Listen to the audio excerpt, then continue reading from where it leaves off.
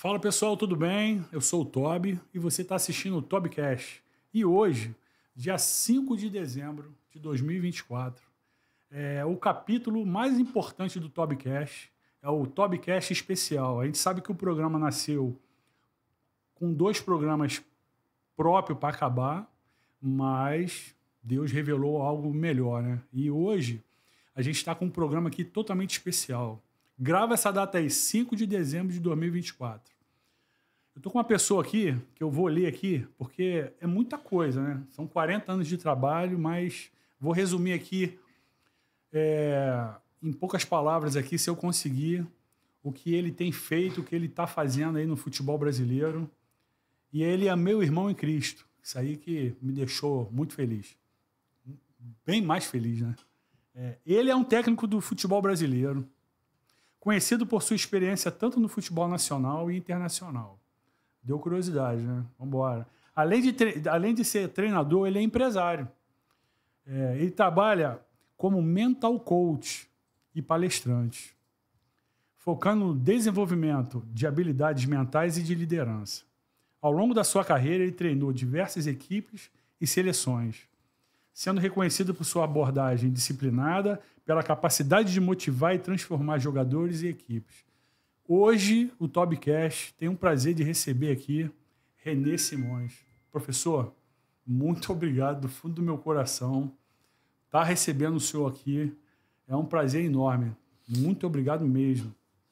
Bom, você leu aí, treinou, não sei como é que você fez, um monte de coisa. Bastava dizer assim, estou recebendo meu irmão René Simões aqui. Amém. Porque essa é a parte mais importante, né, professor? Porque quando você recebe um talento, e eu costumo contar até uma história para os meus jogadores. Eu disse assim, imagine o seguinte, o cara que comprou uma Mercedes-Benz e botou a Mercedes-Benz dentro da garagem, fechou, e ninguém viu ele chegar com aquela Mercedes-Benz. Aí eu pergunto para os jogadores, para onde eu dou palestra e mentorado, esse cara tem uma Mercedes-Benz? E é comum as pessoas dizerem assim, não, ele não tem essa Mercedes-Benz. Tem, ele comprou ou ele ganhou de presente, ele tem. Ele só não usa, ele não mostra para os outros. E Deus é assim, ele nos dá um talento, né, para alguma coisa. Aos que cantam, aos que limpam, aos que vendem, aos que operam, aos que pregam, aos que jogam futebol. Cada um recebe um talento. É verdade. Agora, o importante é que você abra a porta da sua garagem e coloque o seu talento. E que muitos têm vergonha de fazer isso. Então, eu quase que me especializei em fazer isso. Abrir a porta da garagem dos outros assim, ei, bora. sai daí que você é bom no que você faz. Joga. Os meus times, normalmente, quando estão para entrar em campo, eu grito para eles, abra a porta da garagem, bota. Porque tem alguns que treinam muito bem, jogam muito bem, mas quando chegam no jogo, fecha a porta da garagem. É verdade. Tem gente que para falar é assim também, né? Eu não consigo falar em público. Como assim? Você nasceu com um dom. Aqueles que nasceram com o dom de vender e não vendem bem, estão bloqueados. Vamos desbloquear, vamos tirar essa crença limitante que você tem. Então, Deus me deu essa capacidade e essa é a minha missão. A minha missão é exatamente trabalhar com as pessoas e fazer com que elas tenham o dobro da performance, com a metade do tempo, com a metade do esforço. Puxar o melhor dele ali. Puxar o melhor, dê o melhor. E aí dou um exemplo. Eu digo, imagina o seguinte, você tem filha? Você tem filho? Tenho. Imagine que você trabalhou, comprou uma bicicleta para ela e deu a bicicleta para o teu filho. E ele usou durante 2 dias, depois não usou mais. Como é que Deus fica contigo quando você não usa o dom que ele te deu? Verdade. Então, use, porque se ele deu, é para ser usado no potencial máximo. Eu, quando comecei esse podcast aqui, né, que ele nasceu numa empresa, né, a Digilab, né, que é um dos nossos patrocinadores, e o dono da empresa, a gente falou, vamos divulgar esse produto aqui? A Digilab é um laboratório digital, todo mundo que está acompanhando o Tobcast sabe, que é patrocinador também do programa. E aí, vamos divulgar esse produto aqui, então, vamos fazer um podcast? A gente divulga lá, tal, aí o dono aceitou a ideia, patrocinou o podcast, e hoje eu estou no 3º podcast. Era para ser 1, foi 2, foi 3, E aí, agora chegou também aqui o Valverde Tênis, Serra do Vulcão. Tá patrocinando o programa também, o Robson e o Robinho. Trouxe essa caneca pro senhor aí de presente. Se eu tomar um café lá ou tomar o chá da noite aí, né? O tênis é absolutamente importante, né? E eu uso essa figura também, né? O senhor já jogou tênis, eu pergunto, né? Já, joguei muito. Jogava razoavelmente bem. Né? Aprendi lá no mundo árabe. Eu agora estou jogando pádel, né? Uma delícia. Né? É muito gostoso. E a idade vai chegando, o pádel... Mas o senhor tá bem pra caramba. O pádel ajuda um pouquinho mais. Mas eu sempre uso essa figura do tênis e do frescobol. Eu pergunto às equipes, né? Na tua equipe, você quer jogar o quê? Tênis ou frescobol? Aí eu te faço essa pergunta, Tobi. O que você prefere jogar, o tênis ou o frescobol? Hoje tênis, né? Tênis. Eu já jogo, né? Mas eu vou dizer que para uma equipe é melhor jogar frescobol. Aí, por que seria? Porque se você está numa equipe e você joga tênis, né? Você tem a mentalidade do tenista. A mentalidade do tenista é o seguinte: eu vou ganhar se você perder. É verdade. Eu preciso que você perca. Eu preciso te dar uma bola ruim. Eu preciso fazer com que você não entenda o jogo. O pior para você é o melhor para mim. No frescobol, não. Eu só ganho se você ganhar. Então, eu vou facilitar o jogo todo para você. Vou dar bolas mais fáceis. Eu vou cantar. O meu corpo vai indicar onde é que eu vou te dar a bola para você acertar. Porque cada vez que você acerta, eu ganho. Porque vai contar, a pontuação conta de acordo com a performance dos dois. Um joga direitinho pro outro joga bola. Numa equipe joga frescobol. Show de bola. Então, voltando aí a Digilab, que é o nosso patrocinador, a Serra do Vulcão Tênis. O senhor já joga tênis. Aqui a quadra no Valverde, a 10 minutos aqui do centro de Nova Iguaçu. O Robson e o Robinho ajudou a gente no canal aí. Muito bom. Professor, é o que o senhor falou, né? Do que vale o homem conquistar o mundo todo e perder a sua alma, né? Então, assim, sei que o senhor falou, nós somos irmãos em Cristo, né? Esse podcast aconteceu assim, eu fiz uma oração, para você que não sabe, eu orei, mandei uma mensagem de direct para ele, falei, professor, ele aceitou, tá aqui. Então, assim... se você lembrar, eu perguntei para você que tipo era o teu podcast. Isso. Aí você falou, eu gosto de falar de família, fé. Isso aí. Aí eu disse, então eu quero fazer. Eu quero fazer. Eu falei, o professor ele vai em todo podcast, mas eu não sabia que o senhor era cristão. Uhum. E aí eu falei assim, cara, ele é meu irmão em Cristo. É famoso, mas é meu irmão em Cristo. É por isso que o senhor falou essa entrada, né? Porque assim... Porque é mostrar para todo mundo que não é porque eu sou famoso, todo mundo me conhece, né? Vamos falar de Jamaica, Catar, Irã. Pô, quem vê o podcast do senhor sabe, quem acompanha o senhor no futebol sabe, mas não é isso que vai me afastar de Deus. Então, hoje, um monte de coisa, 40 anos, né? Mas, assim, a pergunta mais importante do podcast hoje aqui é como que o senhor conheceu Jesus? Eu nasci num lar cristão. Uhum. A igreja presbiteriana de Cavalcante, que era em Cavalcante, mas era de Tomás Coelho. Eu tinha um tio que morava em Tomás Coelho. Isso. Né? Então era a igreja presbiteriana de Tomás Coelho. Continua sendo. É em Cavalcante, mas tem um nome sendo de Tomás Coelho. E a minha bisavó doou o terreno para fazer a igreja. E meu pai, embora não fosse convertido, mas também foi educado dentro da igreja. Eu fui educado dentro da igreja, dentro dos preceitos. E meu pai foi um privilegiado. Ele demorou a ser batizado, ele demorou a entrar mesmo na igreja, mas ele tinha todos os princípios cristãos. E foi assim que nós fomos criados. Então, eu costumo dizer que eu nasci para dar errado. E não dei errado, porque o meu pai nasceu num lar cristão e tinha os princípios.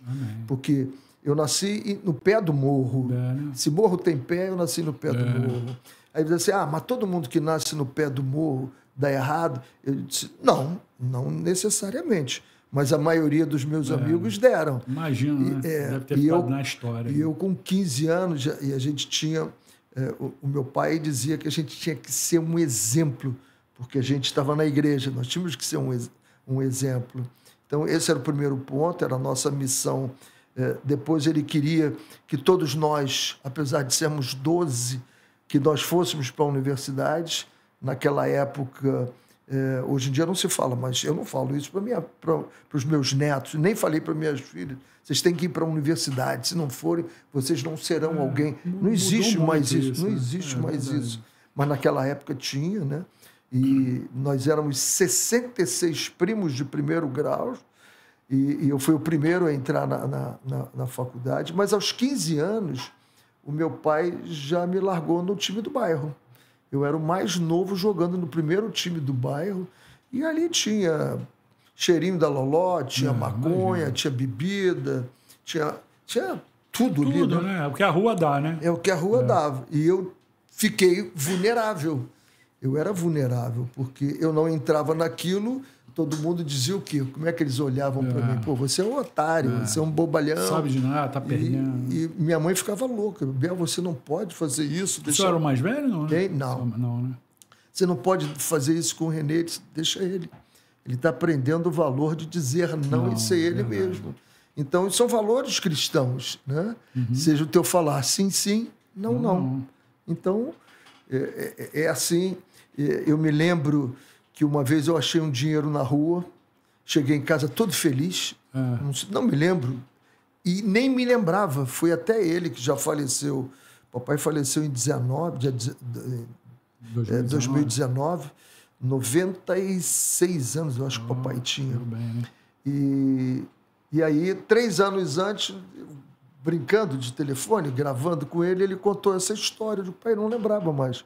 Eu era pequeno, não sei, 7, 8, 9 anos. Cheguei em casa com o dinheiro e disse para ele que eu achei um dinheiro. E ele perguntou, de quem é esse dinheiro? Eu disse, pai, esse dinheiro é de ninguém, agora é meu. Achado não é roubado, né, pai? Aí ele falou, não, esse dinheiro não é seu. Eu digo, claro que é, eu que achei. Ele disse, não, esse dinheiro é de alguém. Nós vamos voltar lá e vamos botar esse dinheiro no mesmo lugar. Fiquei louco, né? Louco. Eu digo, não é possível. Meu pai não pode ser tão burro e inocente, né? Pai, mas nós vamos botar o dinheiro lá, alguém vai pegar esse dinheiro. Eu disse, se alguém pegar e não for o dono, não é problema nosso. É verdade. Mas pode ser que o dono passe lá e Volte, pegue, vai estar precisando desse dinheiro, filho. Verdade. Botei, Deus do céu, triste, mas botei o dinheiro lá e ficou a lição. O que é meu, é meu. O que é dos outros, não me interessa. É verdade. Então, eu trabalhei a vida toda no futebol, onde tem várias negociatas, várias coisas por baixo da mesa, certeza. E nunca ninguém teve a coragem de virar para mim e me fazer propostas, porque eles sabiam como era.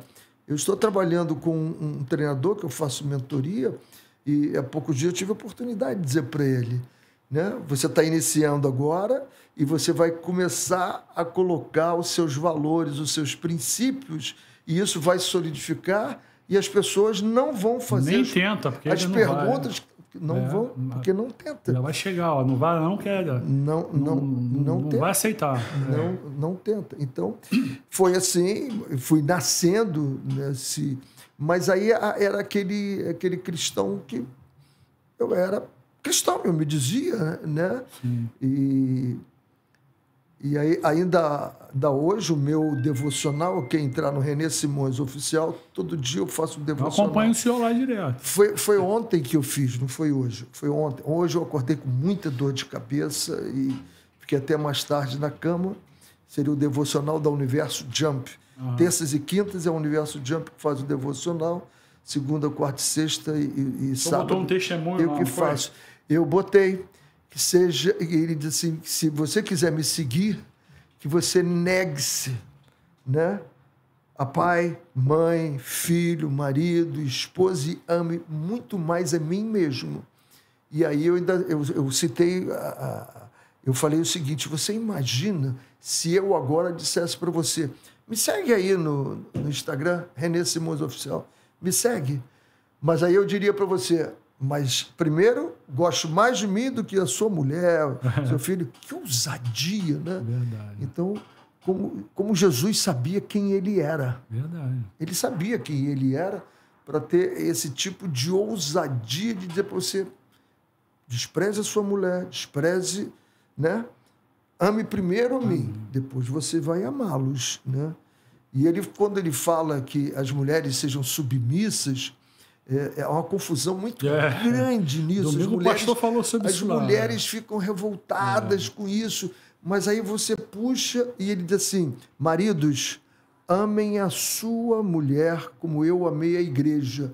Pô, se eu vou amar a minha mulher como ele amou a igreja, eu vou dar a minha vida pela minha mulher. Verdade. Porque ele deu a vida dele.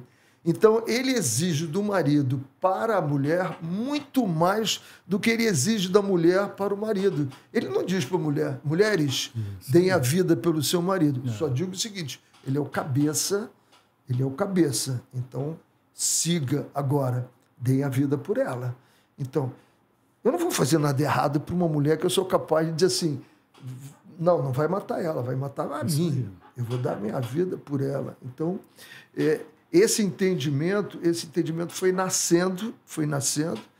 A minha filha do meio foi a responsável por toda a girada foi a primeira a se converter da família? Forte como somos todos hoje, foi ela.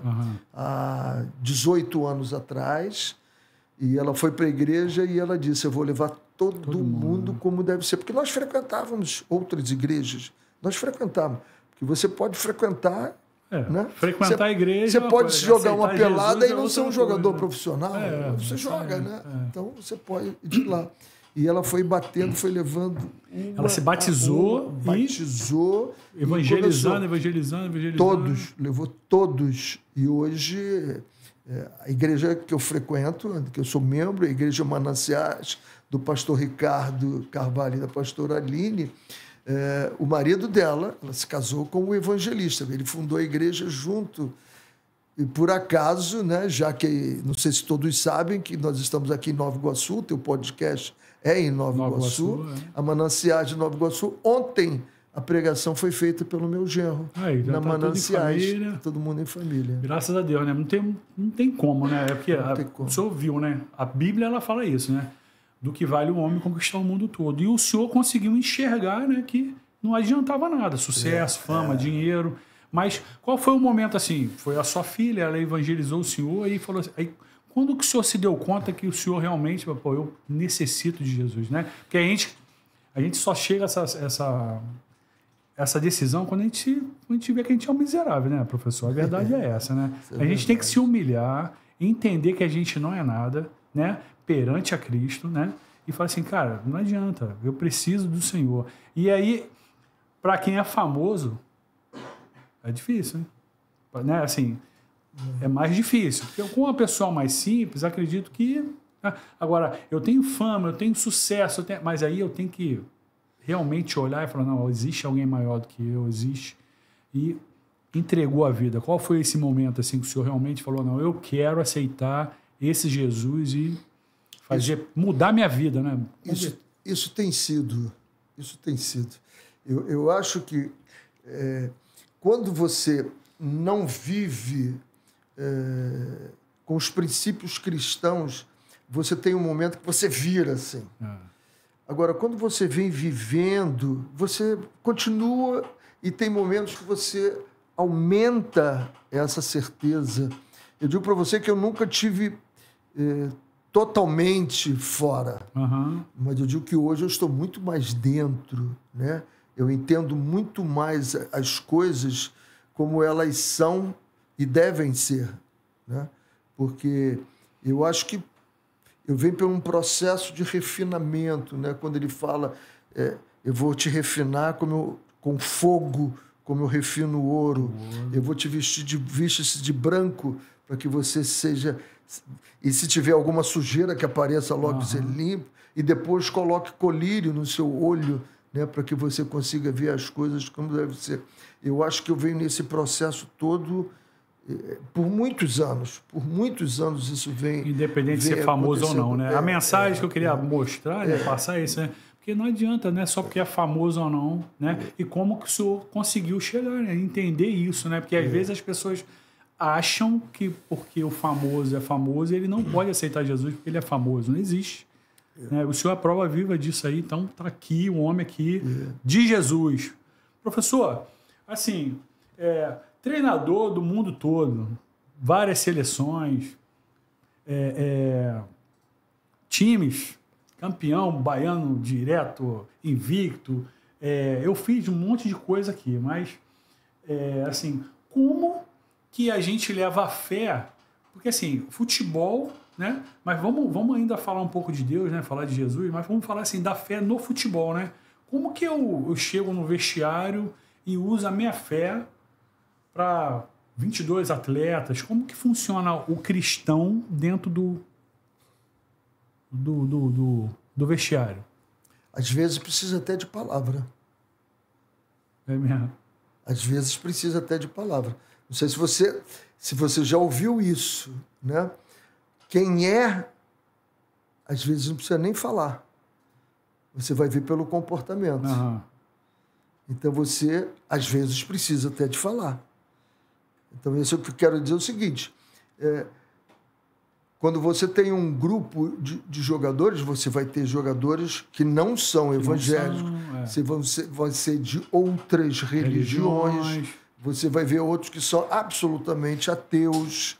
Então, se você usa a mesma coisa para todo mundo, talvez você não consiga sucesso. Agora, para cada um, você vai acessá-lo de uma forma. É o que você fala ou é o que você mostra que você é. Então, é por isso que eu disse, às vezes precisa até de falar. Mas quem as pessoas veem, assim, tem alguma coisa diferente aqui. Né? Aí tem uma coisa diferente. Então, nunca tive problemas no meu vestiário. Relacionamento. Quanto a isso. Eu me lembro que uma vez eu fui contratado para o São Paulo. E aí o diretor me ligou e disse assim, eu soube que você é evangélico, como é que isso funciona? Eu queria saber como é que isso funciona. Eu digo, pode ficar tranquilo, que funciona com muita tranquilidade e bem. Eu vi o senhor falando do Fluminense. O presidente ele queria que o senhor passasse primeiro não sei aonde, quando acabava o jogo o senhor tinha que ele queria que o senhor subisse lá para o... Isso aí Como é que foi essa passagem no Fluminense? Porque a gente ainda está falando de fé. Isso aí não foi por causa da religião. Isso foi por causa de princípios profissionais meus, né? Eu sou contratado para treinar a equipe. Um time de futebol. Eu não sou contratado para bajular alguém, eu não sou contratado para estar fazendo a publicidade de uma personalidade. Então, era isso. Eu pensei que tinha festa, alguma coisa, e ele queria levar o senhor, porque a gente sabe que o meio do futebol Não, isso teve em Portugal. Em Portugal eu fui mandado embora por causa disso. Então, eu achei que ele queria que o senhor participasse de festa. Em Portugal eu fui dirigir o Vitória de Guimarães, coisa que eu nunca comentei isso. É a primeira vez que eu estou falando sobre isso. Em Portugal eu fui contratado para dirigir o Vitória de Guimarães e nós estávamos em terceiro lugar no campeonato português. Benfica, Porto, Sport. Benfica, Porto, Sport. Eu acho que estava o Benfica, estava o Porto, nós estávamos em terceiro, estava o Sport. Já tínhamos passado por duas fases da Champions League, que na época era a Copa UEFA, agora que é Champions League. UEFA. Já tínhamos passado por duas fases. O time estava muito bem. Mas logo no início, quando nós concentrávamos em Guimarães e o Porto ficava... A estrada não era muito boa, hoje em dia são estradas maravilhosas. E o diretor, na primeira vez que nós concentramos, ele falou assim, olha, nós vamos concentrar aqui e logo depois do jantar nós vamos dar uma saída. Dar uma saída? Estou concentrado? Eu estou concentrado, os jogadores também. Jogo importante. Não, porque eu tenho um esquema. Eu tenho um esquema lá no Porto e tal, eu disse, você me desculpe, não faz a minha rotina. A minha rotina não é essa, me desculpe, não vou não. Não fui a primeira vez. Aí passou um tempo, ele insistiu de novo, porque o treinador anterior era brasileiro também, mas era um treinador divorciado, estava sozinho, tinha a vida dele, não tem nada a ver com ele, né? Então, famoso, ele ia sempre para a noite com o cara, né? E eu dizia para ele, não vou. E o cara pegou um ranço comigo. Aí depois teve num desses jogos da UEFA Cup, nós ganhamos de um time da Bélgica, acho que era o Beveren. E teve um pênalti a nosso favor, nós ganhamos de 1-0 com o Quipulo, era o jogador, bateu o pênalti e fez. Quando ele chegou no vestiário, ele ia em altas vozes dizendo: tá vendo? Valeu muito a pena, eu rodei com o árbitro o dia inteiro, ele vai sair daqui com 2 carros cheios de coisas, não sei o quê, de presentes. E eu fiquei louco com aquilo, né? Louco. Aí eu rasguei com ele, né? Uma vergonha, você está falando isso, tá, trabalhei, e saí. Já não era bom o relacionamento, pior ficou. Aí nós tínhamos um jogo e ele dizia que tinha um árbitro que fazia tudo para ele, né? Fazia tudo para ele lá, porque se não fizesse, o cara acho que tinha um tipo de negócio, eu não quero nem dar muito detalhe para que não chegue, porque senão, se o clube e ele não fizesse, o cara quebrava. Bom, fomos jogar contra o Sporting. Fomos jogar contra o Sporting lá em Alvalade, no campo do Sporting. Quando eu olhei, estava lá o juiz. Caramba. Eu disse: caramba, esse cara botou o juiz dele para apitar esse jogo. Eu já sei, né? Vamos ganhar o jogo com facilidade. Não deu 5 minutos, o cara deu um pênalti absolutamente absurdo contra nós. Porra. Aconteceu alguma coisa aí. Aí fomos lá, empatamos o jogo. Veio o segundo tempo, ele deu outro pênalti e ainda expulsou um jogador meu, totalmente absurdo. E aí empatamos o jogo de 2-2. Foi um jogão, foi 2-2. Acabamos empatando o jogo. Quando acabou o jogo, eu disse para ele assim: agora eu entendi por que você botou esse juiz. Só que eu vou sentar lá na bancada, vou dar entrevista e vou falar tudo sobre esse juiz. Caramba. E saí para falar mesmo, eu ia falar. Mas no meio do caminho, o Pina de Moraes era o nosso preparador físico, um português, ele me abraçou e disse assim: professor, não faça isso, o senhor vai arrumar uma confusão muito grande para o senhor e tal. Digo, tá bem, não vou falar. Não falei, mas quando cheguei no clube, no dia seguinte, fui mandado embora. Fui mandado embora. Tá. Então, estava preparado. Por quê? Porque o meu comportamento não era o comportamento que o diretor queria. Então... não participava dos esquemas. Nesse aspecto aí, foi a única vez que eu vi assim, tão assintoso, né? É porque a gente sabe que o meio do futebol, a gente vê direto. Quando a gente está vendo algum programa aí, alguma resenha, quando vai um jogador, aí o cara fica esperando aquele momento para falar das resenhas. Eu não sei o que, o futebol e tal. Então, assim, tem esse momento, era só para realmente, né, saber. Eu sou da igreja, eu falei com o senhor na Assembleia de Deus Central em Gramacho, lá em Duque de Caxias, mandar um beijão pro meu pastor José Santana, pastora Cristina, todos os pastores, o pessoal da igreja aí, um beijão. Lá na nossa igreja tem vários jogadores. Assim, já teve alguns que foram jogadores e saíram. O Índio, que foi zagueiro do Internacional, ele já foi missionário lá na nossa igreja. Olha, o Marcelo Boeck, que ia pro avião lá da Chapecoense, ele foi pastor lá da nossa igreja. Depois ele foi para Portugal, né? Jogou. Depois ele veio para Fortaleza, eu acho, alguma coisa assim. Eu tenho um pastor lá que é o pastor... meu Deus do céu, ele está nos Estados Unidos. Ele jogava no DC United. Eu vou lembrar o nome dele, meu Deus do céu. Luciano Emílio. Ele fez o gol quando o Beckham estreou na Liga Americana. MLS. No Los Angeles Galaxy, não foi? Foi 1-0 o gol dele, desse pastor da nossa igreja. Ele era missionário na época. E assim, lá existe o esporte missão também. São vários jogadores que fazem parte da nossa igreja, mas a gente tem outras igrejas... Tá meio resfriado também. Rio Grande do Sul, né? Botafogo agora está com um grupo de jogadores muito fortes. Esse grupo do Botafogo agora, o Marlon Freitas, né? o Júnior Santos, Gatito é membro, inclusive, professor, lá da Mananciais. É a união, né, professor? Aí, se a gente chegar no time do Flamengo de 2019, coisa assim, eu acompanho, né, o normal, o senhor está inserido. Não sei se todos são da igreja, mas eu estou vendo o Diego Ribas direto agora. Da Mananciais também. Então, estou vendo direto, acompanho ele, eu tenho ele no Instagram. Então, assim, mas aí você vê, Arrascaeta era casado tranquilo.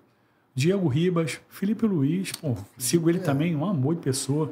Assim, eu não conheço, mas a gente acompanha lá, a gente vê, né? Eu sou flamenguista. Aí, Diego Ribas, aí o Gerson também, que querendo ou não... O Gerson teve uma ali, mudança muito grande agora. Me parece que o Gerson está... Ele assumiu um papel que ele não tinha, pô. Não tinha. Né? E assim, até porque eu também achei Foi que o Gabigol... Foi na cirurgia dele. Foi na cirurgia dele. Quando chega no momento... Eu tive câncer, professor. Câncer de rim. Perdi uma irmã em 2021. A minha irmã descobriu que estava com câncer. Eu fui fazer exame e também estava. Aí eu não falei nada para ninguém, porque minha irmã já tinha falado. E aí eu falei assim, cara, eu não vou falar para ninguém, porque a família já está todo mundo preocupado com a minha irmã. Aí eu também estou com câncer. Então o que eu fiz? Orei e estava tendo uma campanha lá na igreja. E aí veio a pandemia. 2019, né? 2020. E na campanha, a campanha era online, né? A igreja estava fechada, o pastor ficava sozinho lá orando, né? Dando a palavra, e a gente em casa online assistindo o culto. E aí eu orando, eu ouvi uma voz assim, o Espírito Santo falou para mim, você vai operar no dia do seu aniversário, dia 27 de abril. E aí isso era março. Quando chegou abril, dia 25 de abril, dia 24 de abril, a menina me liga, senhor André, o senhor sabe que você vai operar segunda-feira. Segunda-feira era dia 27 de abril. Aí eu falei, tá bom, o médico vai te ligar. Eu sempre mando um beijo para ele, doutor Pedro Gabrit, ele é lá da Barra. Aí, urologista, o FRJ, todo, né, bom demais. Aí, eu vou e... Ele me liga, André, tá preparado aí? Segunda-feira, dia 27, eu falei, doutor, é meu aniversário. Ele, então vamos dia 1º de maio, tá na pandemia mesmo, o hospital tá vazio, né? Tá tudo, os leitos vazios. Tu curte o teu aniversário aí dia 1º de maio a gente faz a operação. Eu falei, tá bom, desliguei o telefone, aí, ó, eu ouvi a voz, né? É o dia do seu aniversário. Aí eu liguei para ele, doutor, eu tava orando aqui. Ele, não, tá bom. Aí o médico meio assim, não, tá bom, vê aí o dia que você quer. Eu falei, não, vamos ser dia 27 de abril mesmo. Aí eu operei em 2020, já tô 4 anos já, todo ano eu faço exame, né? Graças a Deus, por enquanto, não vai acontecer nada. Mas eu perdi a minha irmã, 55 anos, linda, bonita. Mas, enfim, ela demorou, né? Porque quando ela foi fazer o exame, já tinha passado por outro rim, fez metástase, né?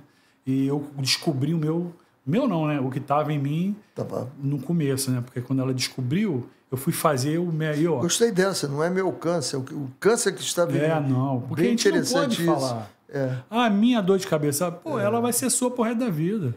A minha diabetes, tu adotou a doença, pô. Não, a doença não é minha, não. Deus Cuidado com o que você fala, pode a gente estar sabe, certo. Né, que a palavra tem poder, pode né, dar certo. Então, assim, claro que sim, eu não tenho doença. Então, assim, eu faço exame todo ano, porque eu tenho que acompanhar, né? Ano que vem é o 5º ano. E aí foi isso que aconteceu. Então, um beijo, pessoal, o pastor lá, o pastor Zé Santana, que a gente estava comentando aqui, acabou que eu não... no podcast eu não falei, né? Não podia deixar de falar do meu pastor também, não. Aí... É isso, não. E o grupo do Flamengo, voltando, os caras tiravam férias juntos.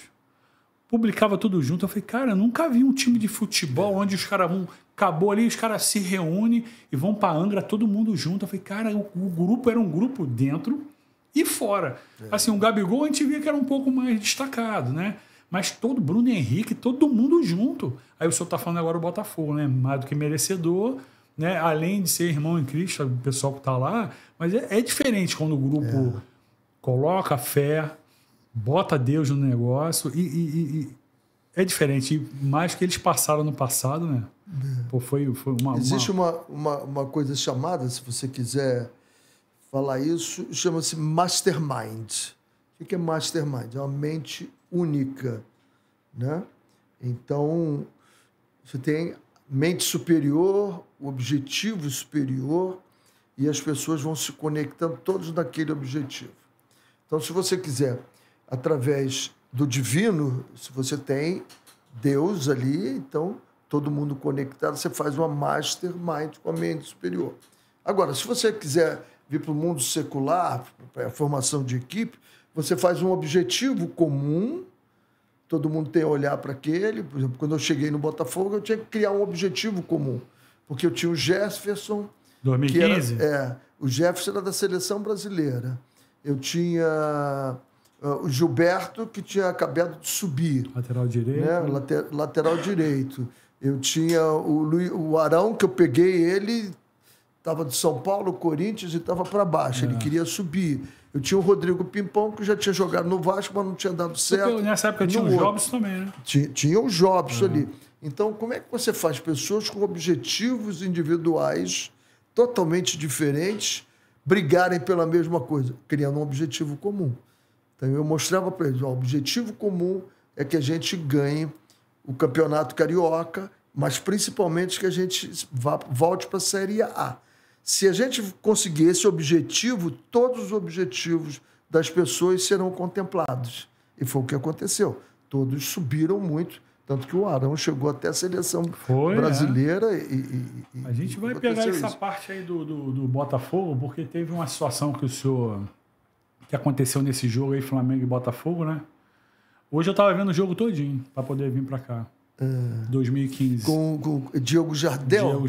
Mas peraí, vamos Ele aqui. me escreveu, rapaz. Ele é cristão também agora. Amém, que bom.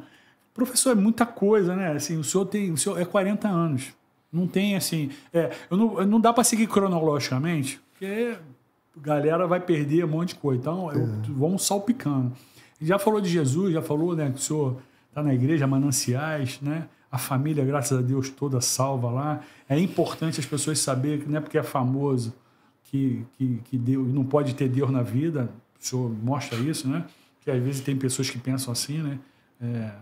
Vai chegar no Neymar, vai chegar em tudo aí um pouquinho. Mas... Paulo, mais famoso que Paulo era? Hã? Paulo era famosíssimo. Né, pô, é verdade. E passava o cerol ali, acompanhava ali as degolas, tudo que é cristão, né? É verdade.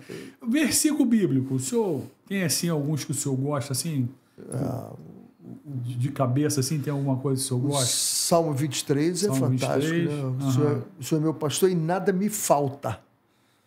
A gente, lá na igreja, o pastor Ricardo fala muito isso. Não é nada me faltará, não. Nada me falta. Amém. É você aprender a estar satisfeito com o que você tem. Né? Ele me faz repousar em pastos verdejantes. Né? Ele me bota tranquilo ali, leva para as águas de descanso. Estáis cansados e oprimidos, vinde a mim, eu vos aliviarei. Né? Por amor do seu nome, leva pelas veredas da justiça. Né? Ainda que eu ande no vale da sombra da morte. Então, problemas vão ter. É verdade. Né? Na vida tereis aflições, mas tem de bom ânimo. Né? E aí ele pede, né? Coloca-me numa mesa, unge minha cabeça diante dos meus inimigos. Né? Esse óleo é até quando ele fala de ovelhas, né?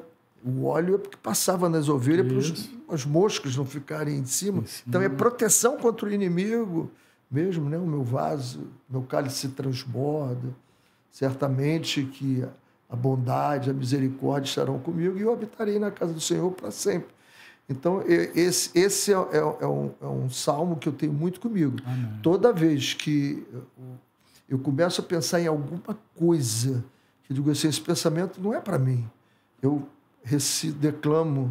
declamo esse salmo e aí eu sai totalmente de sintonia. Leve e volta tudo... Totalmente, sai da sintonia. Volta, né? O senhor, como eu li ali, né? O senhor é mental coach, né? E essa parte que o senhor falou de Deus e tal, faz parte dessa... Faz sempre. Parte. Porque o que a gente está... E agora eu até aconselho alguém que leia. Existe um livro chamado Inteligência Espiritual. O que é mental coach? Conta pra gente aí. O que é ser mental coach? Mental coach é o cara que ajuda a você se conhecer, aumentar a sua autoconfiança e entrar em ação. Acima de tudo, é você colocar alguém entrando em ação naquilo que ela nem sabe que ela é? Ela nem sabe, às vezes, que tem aquele poder todo. Aí entra a mentoria junto ou não? Entra a mentoria. Aí é que entra a mentoria. Você faz a mentoria comigo aqui agora. Isso. Entendeu? A gente vai fazer. Você tem algumas ferramentas que você usa, como assessment. Eu agora estou trabalhando com um casal, que embora sejam da igreja, estão se separando. Então, ele me procurou e a gente está trabalhando com ele para ver. Vamos descobrir por que isso aconteceu. E ele só via as coisas dela. E disse assim, mas eu não posso me separar porque Deus, eu tenho que estar junto dela. Eu digo, Deus já deve estar aborrecido contigo, cara. Porque pelo que você está falando, pelo tempo de casamento que você tem, você não foi o varão da casa. Você não foi o cara que estabeleceu as regras todas. Então ele já está aborrecido. Agora tenta fazer uma coisa diferente. Então tem várias coisas. Tem treinadores de futebol, né, que a gente faz e aí passa o mental coach trabalha junto hoje num time de futebol? Tem? Deveria. Não tem essa... ter. Alguns até tem. O Jorge Jesus tinha um, deveria, né? O Evandro Mota, que é fantástico. Fantástico, Evandro. Eu vi o senhor falando que quando o Jorge Jesus foi embora, o Flamengo não era para ter liberado ele, né? E ele ficaria. Ele ficaria. Ele não iria para Portugal, não. Ele acabou indo. Agora já voltou, porque para a Arábia Saudita ele não quis ir, ele está em Curitiba. É um cara espetacular. Espetacular. Vê as coisas diferentes. Porque a gente vê com outros óculos, né? E eu não estou com óculos. O óculos do treinador é uma coisa. O óculos do cara que está fazendo a mentoria e está vendo todo mundo é outro. O treinador está dentro do labirinto. Eu estou de cima olhando e assim, ali tem uma saída melhor. Ali não é a parte tática, não é a parte técnica, é a parte comportamental e a parte de gestão. É esse o trabalho que faz. Aí o senhor trabalha com empresas, com time de futebol... pessoas, né, casais. O que precisar dessa parte de mentoria. De alguém, de uma mentoria, é esse trabalho que a gente faz. Bom, legal esse trabalho demais. que a gente faz. E a parte da liderança, né? Como que eu chego, assim, como que o senhor acha um líder dentro de um time de futebol? Quais são as características que o senhor vê, assim? A primeira chegou coisa no time... Não conheço ninguém, ou já viu alguns jogos no Campeonato Brasileiro, a gente, né? Identifiquei aquele ali, vamos lapidar, porque vai sair um líder daí. Tem isso? Tem várias. Primeiro que líder não é ter nascido líder. Você forma líderes. Você aprende a liderar, são exercícios que você tem. Agora, tem leituras de alguns exercícios que você faz que você vai vendo logo. Aquele camarada é um cara que, quando tiver problema, ele vai dar alguma solução e vai me ajudar. Aquele ali, ele vai fazer tudo o que eu quero. Aquele ali, aquilo vai resistir ao que eu quero. E aquele ali não está querendo nada com a vida. Ele veio a passeio na vida, né? Então, você tem... Eu dou muito esse exercício. Eu pego um grupo assim de 20 pessoas, dou uma bola para ele, diz assim, você é o número 1, número 2, número 3, número 4, saltitados, né? Eu disse, olha... Eu quero que a bola passe na mão do 1, do 2, do 3, do 4, do 5, termine no 7, mas que passe na mão de todo mundo. Aí, como assim? Eu disse, vou repetir. Tem 1, 2, 3, 4, 5, 6, 7. A bola tem que seguir essa ordem e tem que passar na mão de todo mundo e termina no 1. Tem que voltar até o 1. E aí eles começam a discutir, fazem... Levam 4 minutos, 6 minutos, até que eles chegam à conclusão do que tem que fazer. Aí você vai ver o cara que é proativo, o cara que lidera. Ele vai coordenando, como é que coloca. Aí você vai ver aquele que fica de braço cruzado o tempo todo assim. Esperando. Não é com ele. O outro que, quando alguém dá uma sugestão, ele não gosta. Então, você vai fazendo essa leitura, né? Tem vários exercícios, tem muitos outros exercícios que você faz que você vai chegando a essa conclusão. A gente vê que o Gerson não era líder.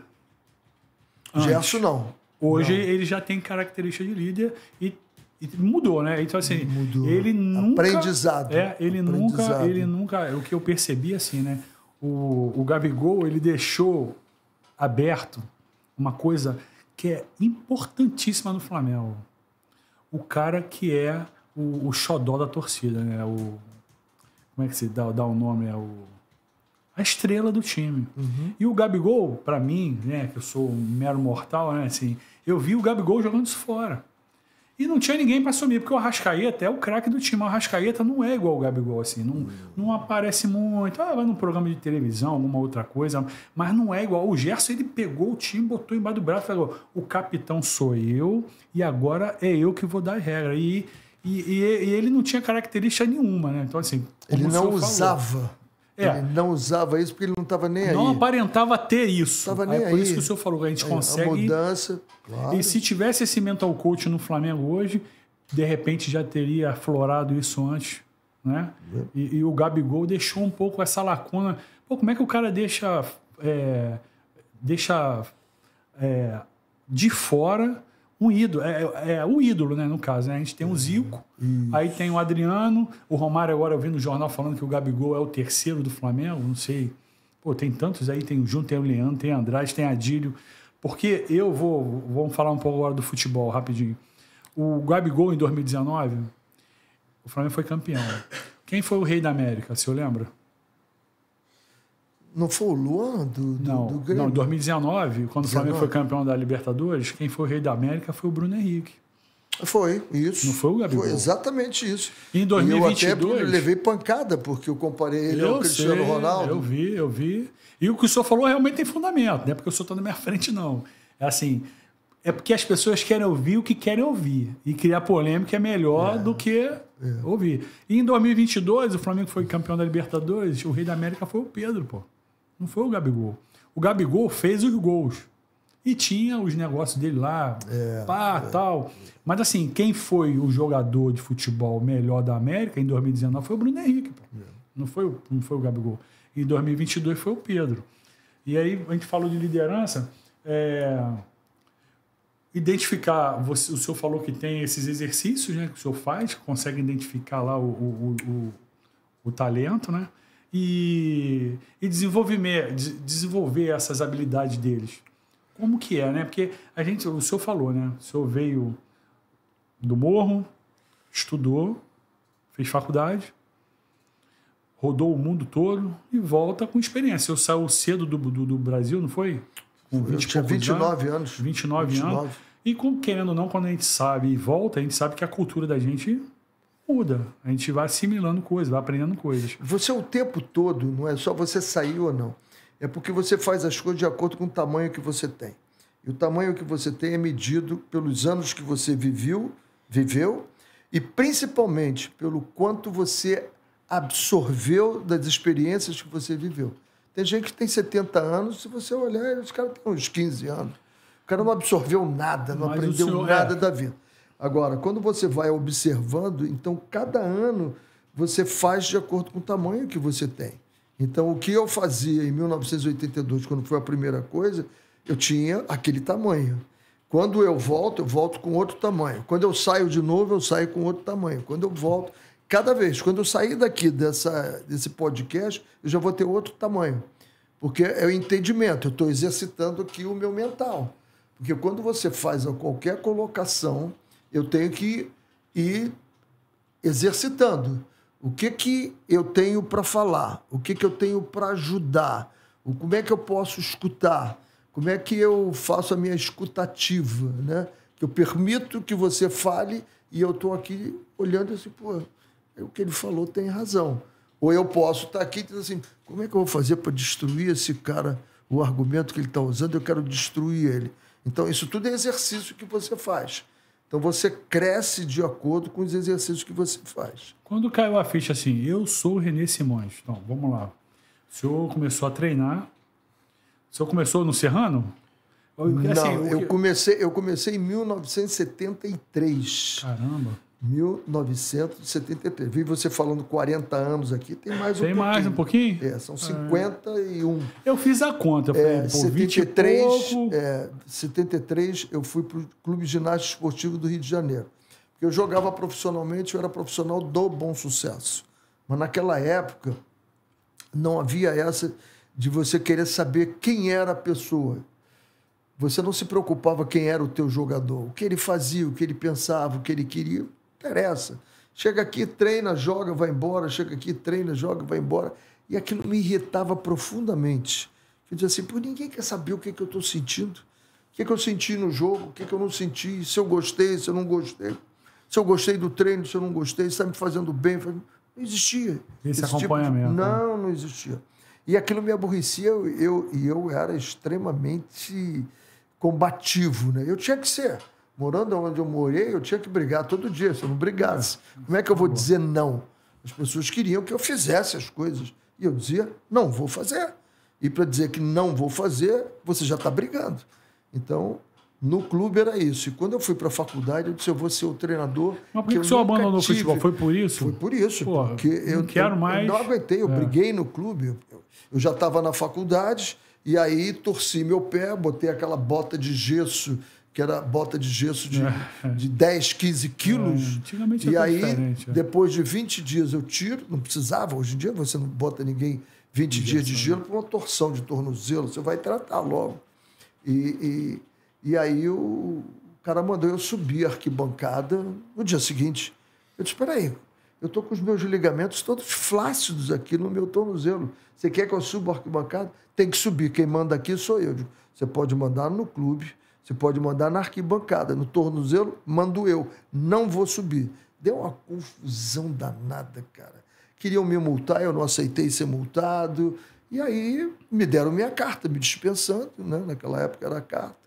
Eu disse, sabe de uma coisa? Vou rasgar isso, não quero saber de mais nada. Jogava de quê, professor? Aí fui para a universidade. Eu jogava ou meia esquerda ou de lateral esquerda. O senhor é canhoto? Eu sou canhoto. Canhoto pensa melhor do que os outros, né? Eu vi o senhor falando aí, ó. Felipe Luiz, Felipe Maestro, Roger do Internacional. Eu falei, esse homem é canhoto, não é possível. Falou tudo lateral esquerdo, não foi por acaso que eu falei legal, de lateral esquerdo, né? E aí eu disse, eu vou ser o treinador que eu nunca tive. Eu vou me preocupar com o jogador. Eu vou querer saber quem é ele, se ele está gostando, onde é que eu posso ajudar, como é que eu posso melhorar. Então a ideia foi essa. Em 73 eu vou, 76 eu vou para o Juvenil do Vasco ser preparador físico, 78 eu vou para o Serrano para ser preparador físico e me torno treinador ali, né? Passei a ser treinador do time. Aí venho 80 para o Olaria, 80 mesmo eu vou para o Fluminense. O Fluminense naquele ano era uma bagunça que tinha tamanho. Eu volto para o Olaria, aí começo. Fui para o mundo árabe em 82. O primeiro jogo como profissional foi em 1981. Foi Olaria contra o Flamengo, Contei, no Maracanã. Flamengo de Zico, meu Deus Flamengo, do céu. aquele time é só... Professor, vou fazer uma surpresa pro senhor. Camisa do Flamengo? Não, eu vim com outra roupa. Seleção brasileira. Agora vamos mudar um pouquinho. Eu falei, eu vou fazer uma surpresa para ele. 81, rapaz. E aí aquele time foi muito, muito interessante, porque eu tomei de 4. E foi até aí que o Felipe Luiz falou, que me agradecia, porque eu escrevi para ele, né? Eu disse, olha, a minha primeira derrota foi contra o Flamengo, pô. Pô, conta aí um pouquinho desse jogo aí. O senhor falou que o teu atacante entrou na área. Eu era técnico do Júnior. E aí o Duque era o técnico do... Mandaram o Duque embora, no treinador. E aí o Edmundo Cigarro, que era o presidente, me chamou na sala dele, né? E disse, tá sabendo que nós mandamos o Duque embora? Estou sabendo. E eu com o meu caderninho. Eu sempre ando com um caderninho anotando tudo. Eu disse, eu sei. Ele, então? Eu digo, então o quê? Aí ele falou assim, não, o que você pensa? Eu digo, sobre o quê? Ele disse, eu mandei o treinador embora. Eu digo, isso é um problema seu, não é meu? O senhor que mandou ele embora. Não, você não está entendendo? Eu digo, não estou entendendo. O que o senhor quer? Aí ele falou assim, eu mandei o treinador embora. O senhor está me consultando? O senhor está me convidando? O que o senhor está fazendo? Ele disse assim, tá bem, estou te convidando. Eu digo, tá bom. Aí abri e disse, olha, amanhã eu treino tantas horas, isso. Aí passei a programação estava tudo toda pronto pro já, hotel, tudo pronto. Aí ele disse, você estava com tudo pronto? Eu digo, claro. Quando eu entrei aqui como soldado, eu queria ser general. Você acha que eu vou ficar sendo soldado o tempo todo? E aí, primeiro jogo, Flamengo. Flamengo, e aí tinha o Leandro de um lado e Júnior do outro, né? E todo mundo dizia que o Júnior descia muito. Pô, o Leandro desce tanto quanto ele, pô. Então, eu não vou atacar lá. Eu fiz o meu centroavante, eu disse, olha, você não vai marcar ninguém. Quando eles estivermos sendo atacados, você vai cair nas costas do Leandro, ali pelo lado direito, porque o Flamengo já dava de lado para cobrir o Júnior.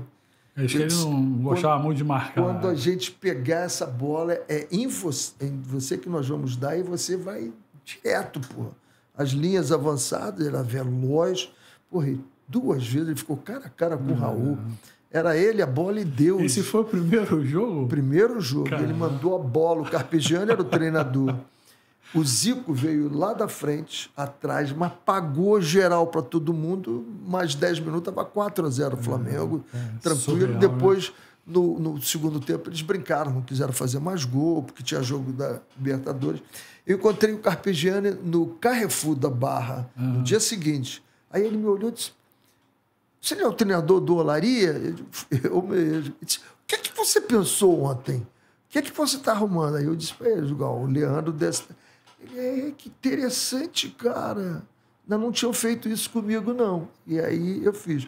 Mas foi uma noite horrorosa, né? E foi isso que eu escrevi para o Felipe, né? Eu digo: "Felipe, você deve estar passando, a sua noite foi como foi a minha. Mas parabéns, você agora vai ter que mostrar as suas convicções. Tudo isso é o primeiro jogo que você perde." E aí o Felipe... Foi contra o Fluminense também, né? Foi o Fluminense que ele perdeu. Fla-Flu, E o Felipe está mostrando quem ele é, né? Ele diz que tem tudo gravado lá do Jorge Jesus, né? Cara, eu sou flamenguista, eu tô alucinado. Eu tô com medo dele ir pro Atlético de Madrid, né? Que eu acho que ele... O pessoal gosta muito dele lá. Eu acho que vai ter essa transição. Agora eu vi que ele vai tirar uma licença para poder... O Flamengo jogar Libertadores no ano que vem, tem que tirar uma licença para poder... Os jogos internacionais que ele ainda não tem. Ele vai tirar agora em janeiro. É a Pro. E aí eu tô já pensando que ele tá fazendo só um simulado aqui, daqui a pouco ele vai para Espanha. Eu acho que isso vai acontecer com ele. Pela passagem que ele teve lá no Atlético de Madrid, eu acredito que... Eu acho que não. Eu tô vendo um escudo aí que fala bem com ele. Tomara também, mas... Isso, vamos agora, rapidinho. Não tem como comparar o Flamengo de 2019 com o de 81, né, professor? Pelo amor de Deus, né? De jogadores, de jogo. De jogo são jogos diferentes, né? São épocas diferentes, intensidades diferentes, né? Mas, assim, de elenco não tem como comparar de 81 com 19. O Flamengo de 81, ele tinha 6 coisas. 6 coisas, quando ele tinha bola. 6 coisas aconteciam quando ele tinha bola. Ia ter um lateral a favor dele, ia ter uma falta a favor dele, ia ter um córner a favor dele, ia ter um pênalti a favor dele, ou ia ter um gol a favor dele, ou ia ter um tiro de meta a favor do adversário. Certo. Porque ele não perdia a bola, o Flamengo. Ele não perdia a bola. O Leandro não marcava ninguém, o Júnior não marcava ninguém, o Andrade marcava muito pouco, o Zico menos ainda. O Tita ajudava um pouquinho. Quem marcava era o Lico. O Lico tinha que marcar, o Moser, o Marinho, quem estivesse jogando ali, tinha que marcar. Mas o time não perdia a bola. Então ele fazia com que você estivesse sempre para trás, ele te empurrava para trás. E era muito rápido o time para aquela época, o time era muito rápido. Você vê ele jogando contra o Liverpool, você vê a velocidade daquele time, né? Na televisão. Então, era uma velocidade muito grande e a variação que ele tinha era muito grande. 19 tinha um time muito bom também, muito bom. Você tinha o Rafinha, não dá para comparar com o Leandro. Você tinha o Felipe Luiz, excelente, mas não compara com o Júnior. Não compara. Aí você pega os 2 zagueiros, briga. O Rodrigo Caio e o Pablo Mari, né? Padre Maria. Aí ali tu briga, né? Tem briga. O Moser era muito bom, você tinha o Marinho, tinha o outro que morreu depois, tinha briga boa. Na cabeça da área, você tinha o Arão e você tinha o Andrade. O Arão muito bom, mas o Andrade melhor também. O Zico a gente não fala. O Zico a gente não vai falar de ninguém. Pô. O Zico ali é outra coisa. Aí você tinha o Bruno Henrique, aí era diferente, porque era o Lico, né, que vinha fazendo aquilo ali.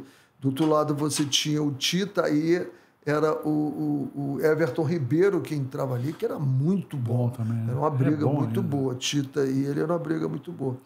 Então eram 2 times muito bons. Agora a forma de jogar diferente. Eu acho que o Flamengo 19 jogava muito parecido com a seleção de 70. Se você puser um papel assim, taticamente puser em cima, a diferença que você vai ver é que na esquerda você tem o Rivelino fazendo essa esquerda aqui, e na direita você vai ter do Flamengo o Everton Ribeiro fazendo, mas aí quem tinha ali era o Jairzinho, que fazia o facão o tempo todo. Mas a montagem do time era muito parecida. Jorge Jesus se amarra no futebol brasileiro, né? Totalmente. Será que ele olhou alguma coisa da Copa do Mundo? E ele falava da seleção de 70. O De Arrascaeta não jogava no time antes dele. Como é que deixa o Aí cara ele falou fora, assim, se deu para colocar, isso, palavras do Jorge, se deu para colocar o Gerson, o Tostão, o Pelé, o Rivelino, tudo 10. Botar tudo junto, por que eu não posso botar tudo junto aqui também? Ele falava isso da seleção de 70. Todos os 10 de todos os times jogam junto ele ali. Botava, né? Por que não pode botar? E ele botou. Botou o Everton Ribeiro para lá, né, lá para o outro lado, botou o De Arrascaeta ali, ele foi colocando. Minhas camisas do Flamengo é tudo De Arrascaeta. Quando ele foi embora, eu vou virar viúva dele, não tem jeito. Eu gosto muito dele. Gosto muito dele. O senhor falou que o senhor acha que o Felipe Luiz pode ir, né, para a seleção, assim, né? Projeto de futebol da CBF. Como é que o senhor vê a Copa agora de 2026, né? Porque... Eu não vejo. Professor, não vai ver a Copa? Não, eu não vejo. Qual é o projeto? Eu vou falar para o senhor assim, projeto, eu vi o senhor falando da Espanha, né? A Espanha...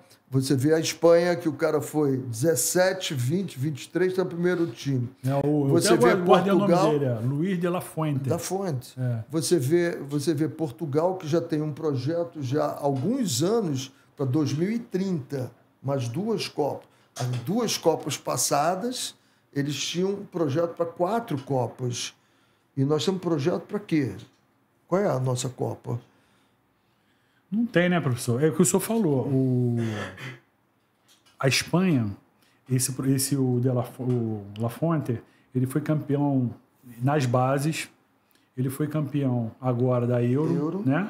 E a gente está sem nada. O Felipe Luiz, eu acho que ele ainda vai para fora, antes da seleção. Mas eu vejo, assim, jogadores, né? Paulo Nunes, Marcelinho Carioca, ninguém foi para a Copa. Alex, Djalminha. Eu acho que é tudo melhor do que os jogadores que a gente tem agora. E a gente, se a gente pegasse Jardel, até que é o Jardel que fazia gol, já foi chuteira de ouro na Europa há vários anos, né?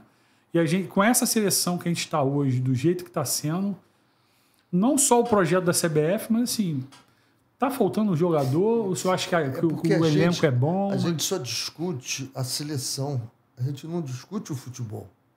Essa é a diferença. Vindo da base. A gente não discute. Quantos jogadores todo ano nós estamos perdendo? A minha preocupação é essa. A CBF sempre discute, acabou uma Copa do Mundo, ela discute o treinador. Eu não quero discutir o treinador. Eu quero discutir o seguinte, o garoto lá do Amapá, o garoto lá de Fortaleza, o garoto lá de Tocantins, o garoto lá de São Gonçalo... Quem é que está dando oportunidade para esses meninos? Muitos deles têm que vir para cá. Porque o que está acontecendo? Cada vez você tem menos campos para treinar e cada vez você tem mais esportes alternativos. Esportes alternativos de bola, sem bola, bola pequena, bola grande. E você... Eu posso ser um jogador da seleção brasileira e ninguém vai chutar minha canela. Eu boto meu nome aí no jogo da FIFA e eu vou ser jogador da seleção brasileira. Vai aparecer lá o meu nomezinho na camisa da seleção brasileira. E ninguém vai chutar minha canela.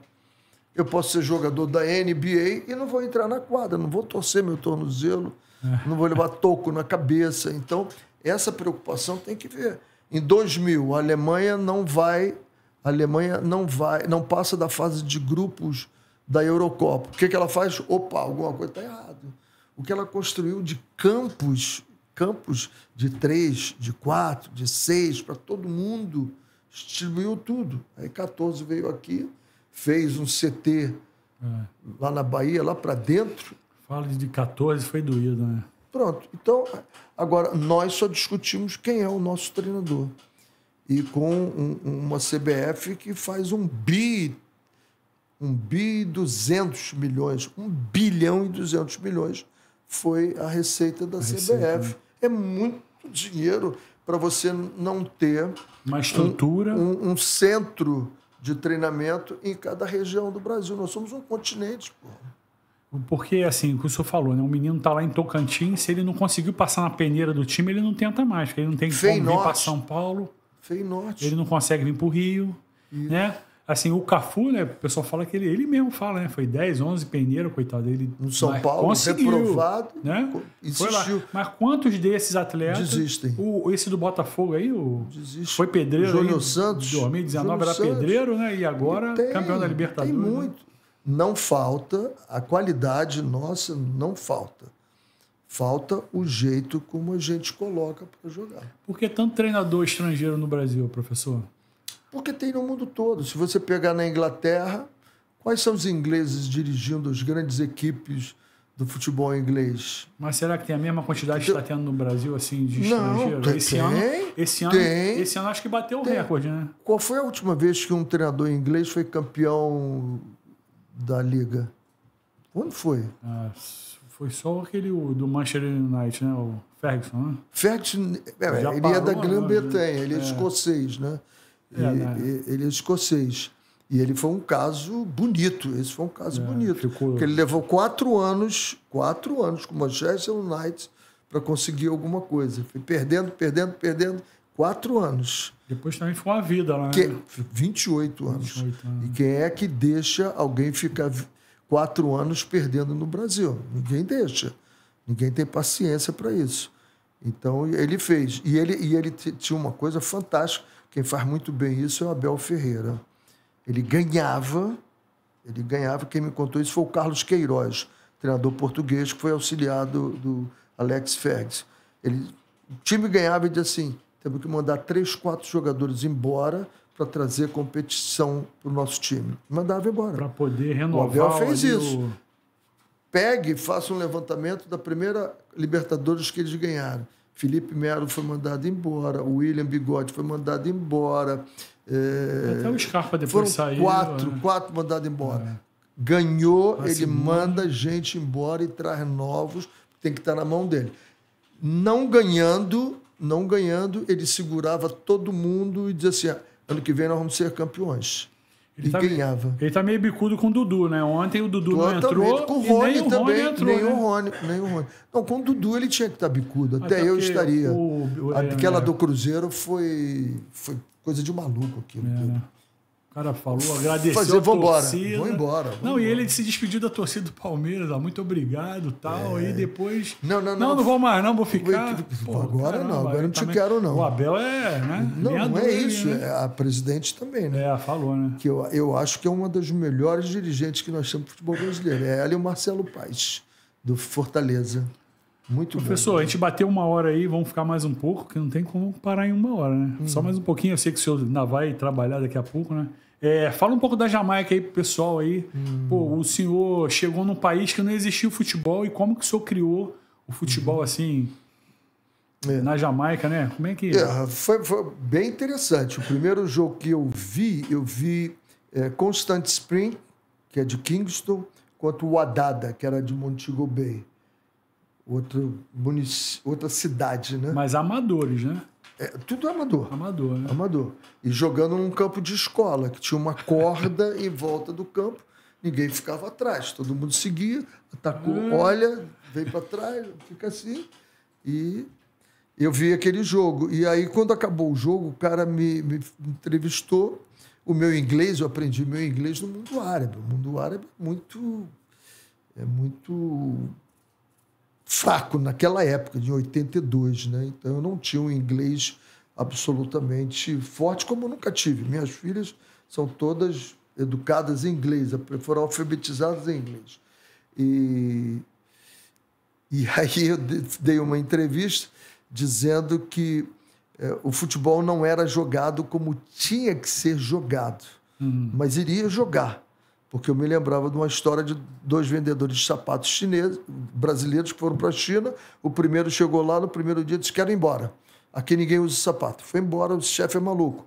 O outro fez uma pesquisa no mercado e disse, chefe, você é um visionário. Aqui ninguém ainda usa sapato, mas usarão porque eu vou vender.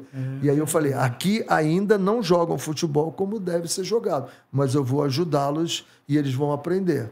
E aí nós começamos ali. Foi um trabalho, assim, de mexer em tudo. Não tinha nada, Jamaica. Absolutamente nada. Eu tinha motorista de táxi, carregador de mala, eu tinha barman. A minha pelada de domingo na época, antigamente, era Primeiro isso, treinamento, veio todo mundo, cada um com uma roupa. Quando eu olhei aquilo, só tinha o coletezinho para diferenciar os times. No dia seguinte, o presidente, se não tiver, eu não dou treino. Pô, se vira material. Tinha 5 bolas, digo, quero bola, quero campo. Aí fui colocando, né? Fui para as empresas, né? Futebol era coisa de marginal lá, totalmente marginalizado. Esporte número 1 era o cricket, né? Cricket, né? Até para torcer eu tive que ensiná-los, porque eles torciam no cricket como se torce no tênis. Depois que acaba a jogada que você vibra. Fora isso é silêncio. Digo, meu Deus do céu, estamos loucos isso. Não, né? Digo, tem que vaiar o adversário, tem que botar pressão, mas nós somos um país turístico. Como é que vai espantar o pessoal? Não, aí foi enchendo. E a gente jogando. A primeira vez que eu trouxe ao Brasil foram 17 jogos, 17 pancadas, 5-0, 6-0, 7-0. O último jogo, eu já contei isso em vários podcasts, de que eu arrumei lá no interior de Minas contra um time de uma fábrica. E aí eu levei os árbitros, botei o jogo domingo, 8 horas da manhã, vai chegar todo mundo bêbado. Nós empatamos aos 47 do segundo tempo, 1-1. Parece história de filme, né? Mas tudo era de 120 verdade, né? passes, 120 passes com 70% de passes errados. Eram 30% de 120, 36 passes em 90 minutos para ganhar um jogo. Você não ganhava, né? Mas aí tem a máxima que você usa em administração. Quem mede, controla. Quem controla, melhora e chega ao sucesso. Então, foram 80% de passes certos, de 600 passes, contra os Estados Unidos, com 80% de passes certos. Aí ganhamos a classificação ali. Uhul! O podcast do professor, assim, se você quiser acompanhar na rede lá, ele conta todas essas histórias. A gente está tentando fazer um pouquinho diferente, que a gente falou de fé, né? Isso. Porque, assim, se eu for contar tudo de novo, fica meio que, né? Já tem essas histórias lá, é só procurar René Simões, Jamaica, né? René Simões Oficial. Oficial lá, eu tava falando Jamaica no YouTube, que vai aparecer essa história aparece. toda, né? Mas lá no Instagram do René, né? Vai aparecer tudo lá. Agora, teve um plano... Isso aí eu vi pouco o senhor falar, do plano que tinha para matar o senhor lá. Eu mandei o Romário, como em 2002 o Filipão fez, eu lá fiz com o Walter Boyd, né, que era o melhor jogador. Faltavam 5 ou 6 jogos para acabar a fase de classificação e eu disse, ele é o melhor jogador, mas eu não vou me classificar com ele. Não passa isso, porque sempre tem uma coisinha. E, sabe, agora está fora. Está fora. Quando eu anunciei que ele estava fora, foi um caos, né? Foi um caos no país. Foi a torcida Aí eu fui à Inglaterra fazer um jogo. Quando voltei, a polícia estava no aeroporto me esperando, o chefe da polícia, o comandante das Forças Armadas, e disse, tem um plano, descobrimos que tem um plano para te assassinar da comunidade onde ele mora. E eu digo, tudo bem, porra. Eu usava na minha camisa Jesus Save, Jesus salva, né? Isso aí, pô. Aí eu disse, olha, o meu escudo está aquele... O primeiro-ministro disse que não tem esse escudo, não. O escudo vão ser a polícia secreta dele, que vai andar atrás de você o tempo todo. E andou atrás da minha mulher também, com a minha família.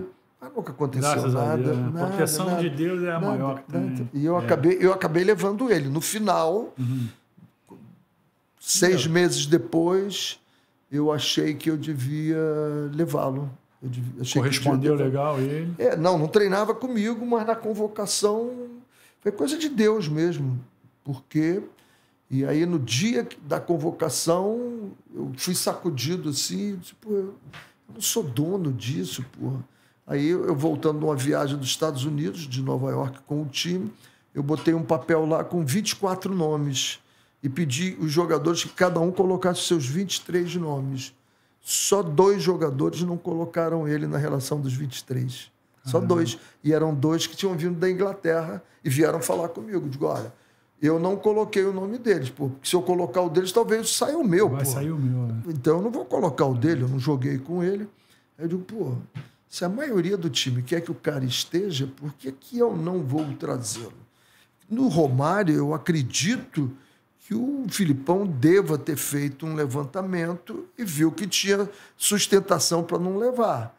Porque você não tendo sustentação dos teus jogadores é uma loucura. Não vai dar. Você vai quebrar o grupo. Prefere levar um machucado ali, mas... Você vai quebrar o grupo. É panela? Não é panela. É questão de harmonia. Você tem que harmonizar, criar um mastermind. E a Copa do Mundo é a Copa do Mundo, né, professor? É uma coisa totalmente diferente. E ali foi muito bem, porque depois que eu fiz a convocação, aí eu fui descobrindo o que tinha por trás, né? Eles iam incendiar as padarias do presidente da federação. Eles haviam um plano de não deixar o ônibus passar para ir para o aeroporto, ia ter um tumulto, ia acabar. E eu vi os helicópteros do Exército voando lá na federação no dia.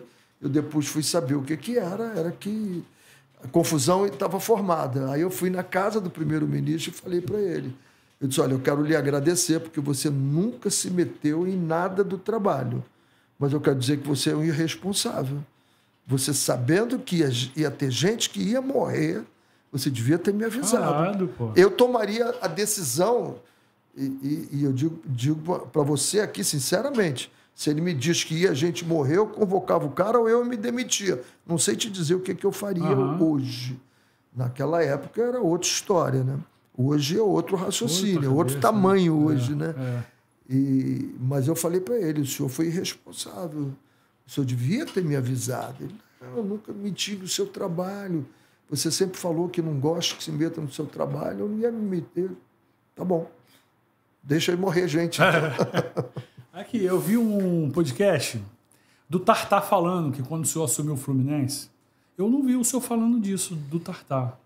Mas por que quando o senhor chegou, aí o senhor tirou ele do profissional e... Por quê, professor? Assim, para o pessoal entender, né? Você assim, tem que analisar, né? Eu via um tremendo potencial, mas deslumbrado, porque estava em cima. Aquele esquema. O treinamento não era esse. Tanto ele como o Bolt também, o Michael Bolt. Eu botei os dois para baixo de novo. Eu digo, treinem lá um pouquinho. Vamos ver como é que eles vão reagir. Entendeu? Porque você tem que ver como é que a pessoa reage na adversidade. Então, eu boto ele para baixo.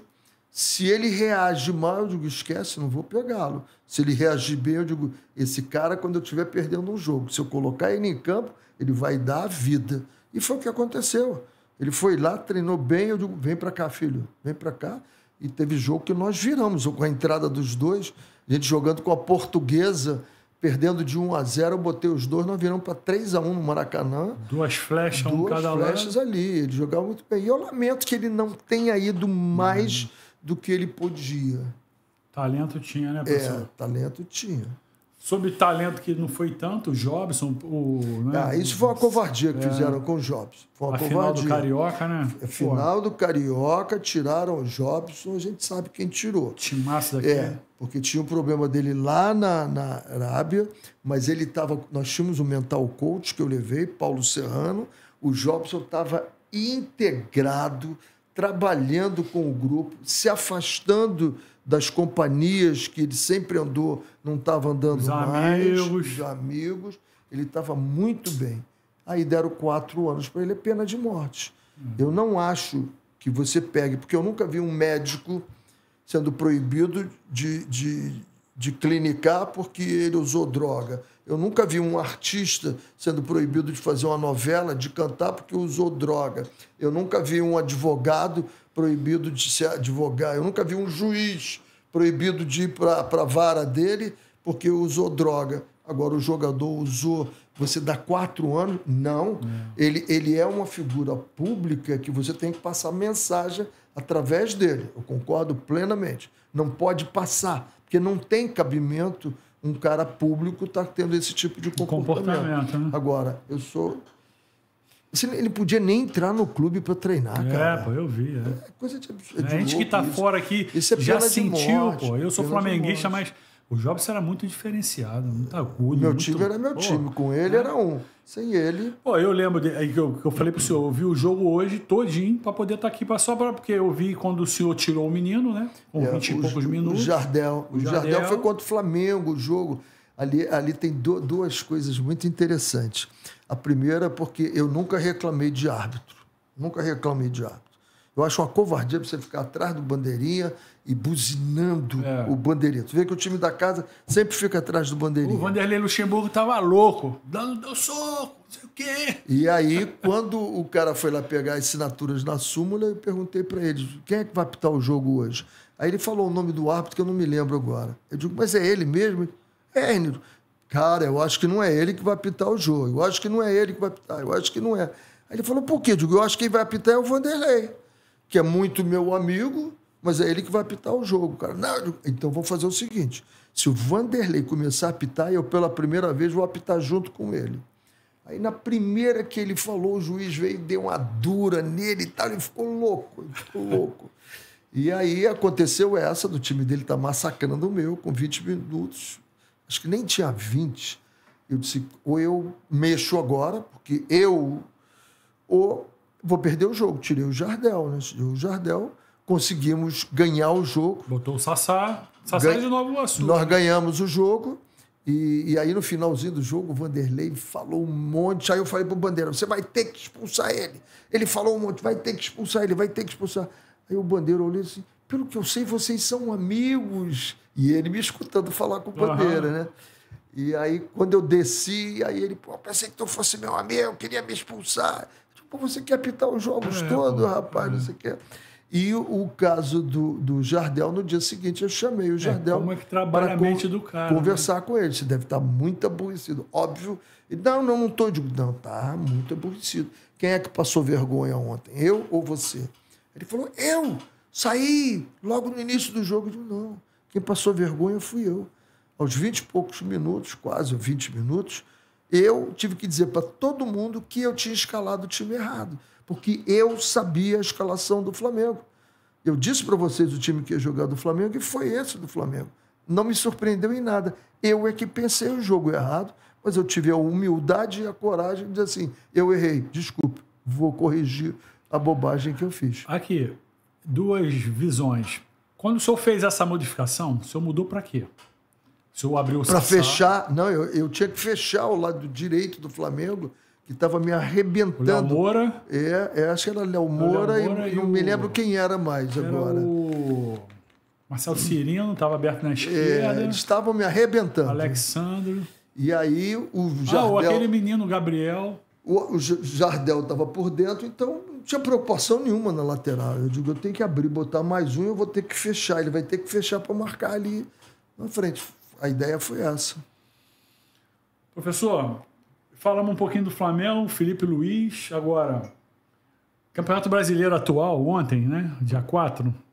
Ano passado, o Hendrick virou aquele jogo contra o Botafogo. Ontem, Botafogo campeão. Aí o nome do menino até pedi pro meu filho. Falei, Luca, eu tenho um filho de 12 anos. Falei, Luca, o nome daquele garoto canhotinho do Palmeiras é o Luca. É o Estevão, pai. O Estevão faz um gol de falta e o Botafogo não é campeão. Uhum. 2 canhotos, começa com a letra E. É bobeira essas, né? A gente não acredita. É verdade, eu não tinha pensado nisso não, hein? Professor, isso eu fiquei em casa pensando ontem. Você deveria ser botafoguense, que Botafogo tem essas superstições. É porque teve o... Foi muito igual, né, pô? Botafogo... O Caleb até riu ali. O Caleb tá rindo aqui. Porque eu falei, caramba, o garoto canhoto foi lá e fez um gol e o Botafogo não é campeão. Amanhã, aí tem o último jogo do domingo, né? Botafogo de São Paulo, né? E aí o Palmeiras com o Fluminense. Então, assim, o que o senhor espera dessa reta final do Campeonato Brasileiro aí? Eu espero que seja um campeonato honesto. Felipe Luiz falou ontem, né? Vim para ganhar. Esse valores, honestidade. Eu não posso... A gente já está com tantas coisas aí de aposta, não sei o quê, tanta coisa ruim acontecendo, que se o Flamengo joga como possivelmente jogaria, né? Já acabou, estou de férias. São Paulo jogou já de férias. Perdeu, O Fortaleza perdeu 2 de férias. O Inter não jogou de férias, mas perdeu 2 jogos finais. O Atlético, há 12 jogos que não ganha, entrou de férias muito cedo. O Vasco, tempo sem ganhar, ganhou ontem. Ganhou agora. Então, o que a gente quer é que o Palmeiras jogue como jogou, o Cruzeiro jogue como jogou, o que pode fazer, se jogou bem ou mal, é outra história, mas pelo menos ele jogou o que tinha que jogar. Sério, é jogo à vera. Que o São Paulo faça um jogo à vera contra o Botafogo. E se o Botafogo for mais competente como tem sido, você vê, ontem foram 14 finalizações do Internacional contra duas, sendo que a primeira foi o gol e a segunda foi no finalzinho, que o cara errou ali e quase tomou o gol Internacional. Agora, que seja jogo sério, isso é que a gente espera, né? O Fluminense tem que ser competente para ganhar do Cuiabá. Hoje, daqui a pouco. Tem que ser competente para ganhar do Cuiabá, apertar, fazer essa bola rodar com muita velocidade. O problema do futebol brasileiro chama-se intensidade. Intensidade não é correr. Eu me lembro que uma vez eu cheguei num clube e o fisiologista veio para mim e disse assim, fisicamente nós estamos muito bem. Tem jogador correndo 10 quilômetros, outro corre 11, 12. Eles estão correndo errado, está na zona de rebaixamento, pô.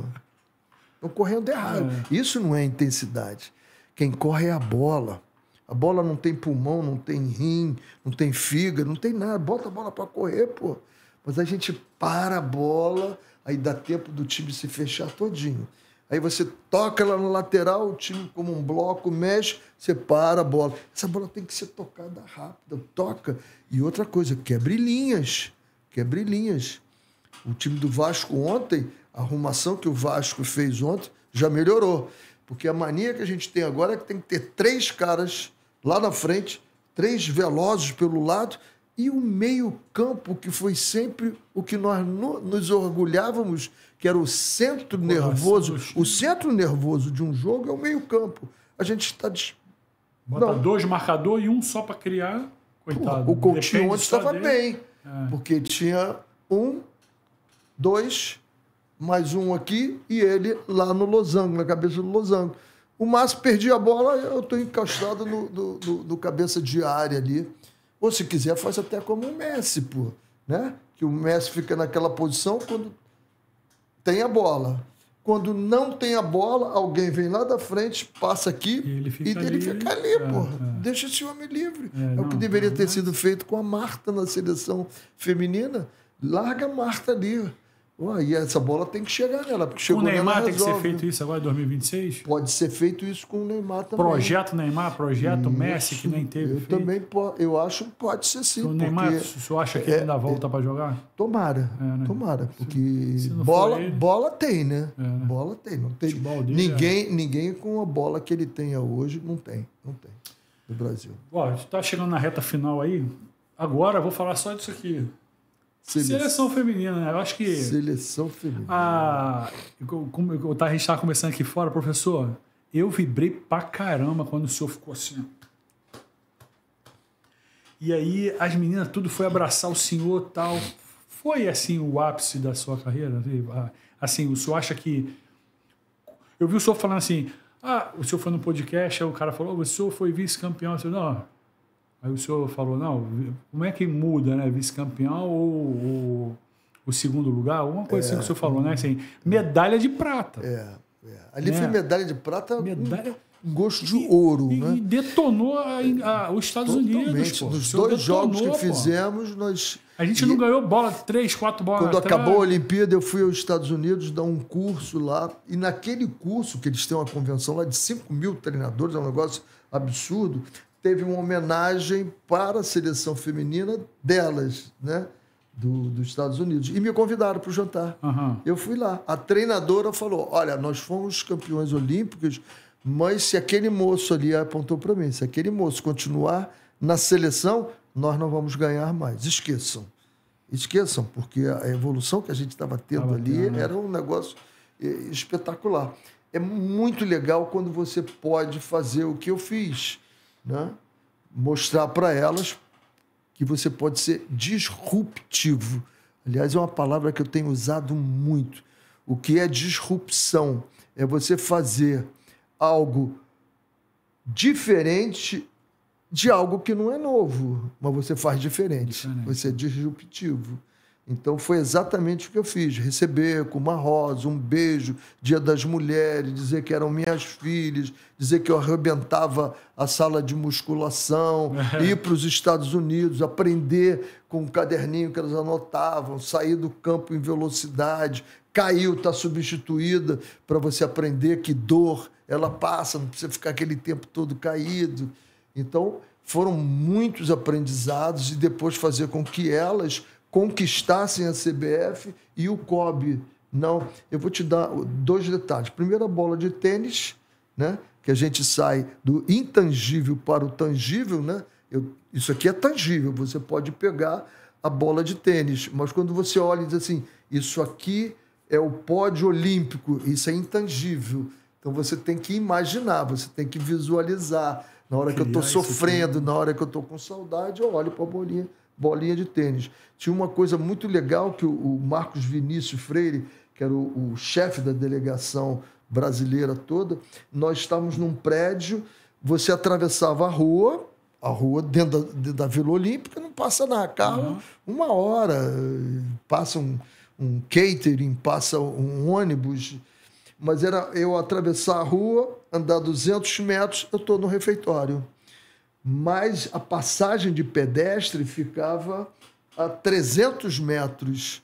Então, eu saía Todas nós, tá vendo? Eu falando no feminino. A mulher. Nós saíamos, andávamos 300 metros, atravessávamos na faixa de pedestre e voltávamos 200 metros para o refeitório.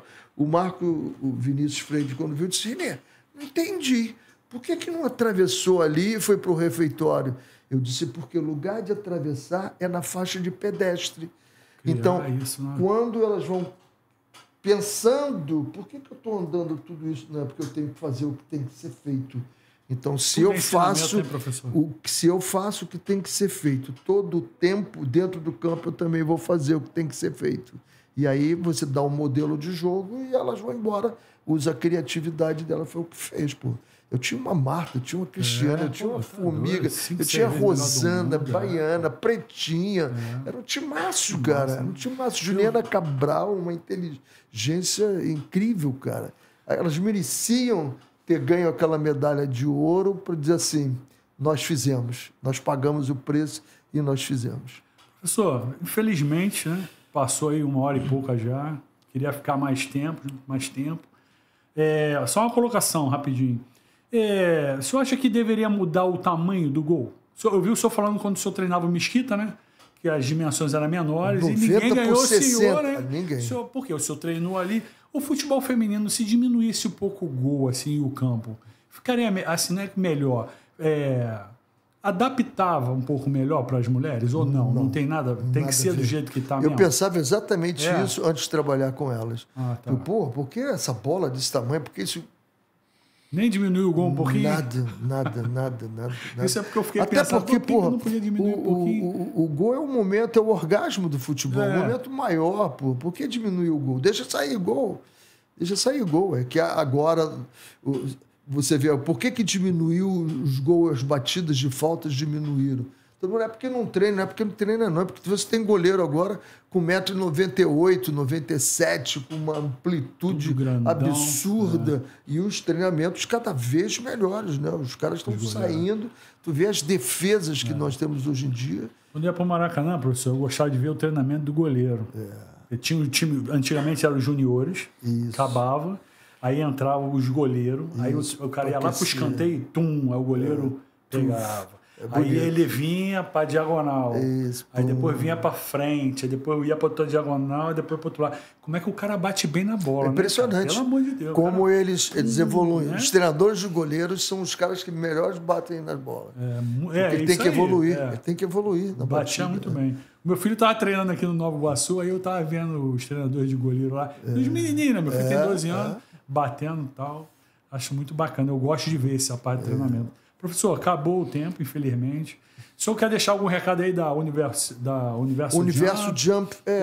Entrem lá na Universo Jump, né, no Instagram, e vocês vão ver as várias formas de treinamento que nós temos lá, com a Juliana Patterson, com a Cris Patterson, são minhas sócias, 2 irmãs, e a gente faz esse trabalho de treinamento de pessoas, né, de como você é o melhor propagandista da sua marca. Então, como você se posiciona, como você grava, como você se entende, tudo isso vai ser feito uma análise de perfil. Quem é você? Se eu não sei quem eu sou, eu não sei como me colocar. Então, por exemplo, eu tenho um produto e você me disse que uma das coisas que você faz é vender. Se eu não acredito no que eu estou vendendo, vai ser difícil você vender, porque você não vai convencer as pessoas. Então, se você é uma marca e você não acredita e não sabe quem você é, o valor que você tem, vai ser difícil alguém comprar você. Então, pessoas compram de pessoas. Botar a marca aí, botar a pessoa na marca, né? Só vender só o rótulo, não. Tem que botar a cara também, então, né? Olhe lá na Universo Jump, que vocês vão ter... E o restaurante, aqui no shopping? Tem no shopping aqui, Pedreira, né? O Camarão. O senhor falou que se fizer uma reserva aí tem um desconto lá. Agora está tendo, essa época aí, você pode fazer tagging. Eu acho que é tagging, não sei se eu estou falando bobagem. Tem no Nova América, tem no Norte Shopping, tem em São Gonçalo e tem em Niterói. E aqui no Shopping Pedreira, que é o maior deles, esse é meu xodó. E agora eu acho que vai explodir, porque o shopping agora está fazendo a praça, um setor de crianças fantástico, está fazendo uma praça de pet, para pets também, e está fazendo também um de happy hour, encostado. Então eu acho que agora vai ser um espetáculo aquilo ali. Pessoal, professor, muito obrigado. Pô, não tenho o que falar, sem palavras. Muito obrigado por você ter participado aqui, ter vindo aqui. Sei que o senhor agora é meu irmão em Cristo, estou muito feliz, né? Assim, gostei muito de toda a conversa, mas assim, saber que o senhor é cristão, é meu irmão em Cristo, foi isso tudo que me fez entrar em contato com o senhor, né? E o senhor aceitou. Lá em casa não se fala em coincidência, fala-se Jesuscidência, né? Lá na nossa igreja a gente aprendeu Cristocidência. Cristocidência, que é o mesmo. Que ele derrame, que você, ainda mais agora que nós estamos tão próximos do Natal, né? Que você entenda que isso não é historinha, não é Papai Noel, isso não é historinha, isso é fato real que aconteceu. E ninguém foi tão pesquisado como Jesus Cristo. Amém. Ninguém foi tão pesquisado pela ciência, tão esmiuçado, e cada vez que a ciência vai esmiuça mais tem certeza de que tudo foi verdade. Acha que acabou, aí descobre mais uma verdade. Mais uma coisa. Amém. Professor, muito obrigado. Tá? Prazer grande, que tenha sucesso aí na ótica, no Valverde, no tênis aí. Como é que é o nome da ótica? A caneca vou levar. O Laboratório Digital, o Digilab. E o Valverde Tênis, Serra do Vulcão. Se o senhor quiser bater uma bolinha lá, um dia que o senhor estiver em Nova Iguaçu, o Robinho vai receber o senhor lá também. E se precisar do óculos aí, fala com a gente, vai ver uma lente especial para o senhor aí. Faz o exame de vista, que a Digilab vai patrocinar o óculos do senhor. E a gente faz esse acompanhamento, saber se o óculos está bom, é uma lente digital. Se o senhor quiser conhecer o nosso laboratório aqui no centro de Nova Iguaçu também, pertinho, tá? Fica o convite aí, tá beleza? Pessoal, um abraço pro Caleb também, né? O homem das carrapetas. Caleb acabou o tempo, olha lá. Eu falei, cara, agora aguarda um pouco aí, meu irmão. É o René Simões, pô. Não tem como. O homem pode. Ó, pessoal, tô muito feliz. Vocês estão vendo aqui que eu não vou parar de rir. Vou publicar foto. É o podcast especial, Tobcast. Não tem o que falar, só agradecer a Deus. E eu disse, né, que a única jornada impossível é aquela que você não começa. E eu comecei a jornada, eu estou aqui do lado do René Simões. Muito feliz. Dia 5 de dezembro de 2024, está registrado. Tobcast, René Simões. Obrigado, Deus. Tchau. Um abraço.